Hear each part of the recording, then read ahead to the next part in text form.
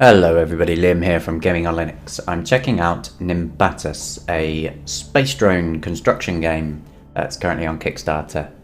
Now, I don't usually ever cover Kickstarters in videos. I rarely ever back them myself, but honestly I think this one is seriously worth it. It's got a demo that's available for Linux right now.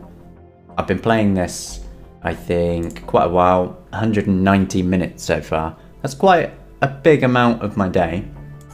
Now, what's cool about it is that you can build these drones to be completely autonomous if you're smart enough, so they go off and do their own thing. But you can also do them where you control every single thing about them, or you can do a mix and match where some things do that by themselves and so on. So I'll give you a little example of my drone here. It doesn't look like a lot, obviously, because I'm not very good at any kind of design, but it's fully functional. So what we've got is, I've got a sensor along here that will detect if it's going to hit any terrain, and it will cut the forward thrusters, and one on each side, which will fire off the side thrusters, so it won't bash into any terrain. And I'll give you a little example here. So it's going to come up to the side wall in the test area, it's going to stop, and it's going to turn around and then move itself back around. And there, it worked pretty damn well. And I've also got it so on left click manually I can fire some homing rockets. And there you see it's going to touch the wall again, so it pushed itself around a little bit. Very, very cool. That took me quite a while to make, but let's just check it makes it round. So it's gonna cut the thrusters, gonna push itself around. Awesome. Okay, now this isn't the only part of the game. This is just the building and testing area. So what we're gonna do now is actually dive into the sort of the normal missions. Now this is only a demo, obviously there's a lot of content that they're probably still going to add in yet, but I just wanted to kind of show it off a bit and give you an example of what it's like.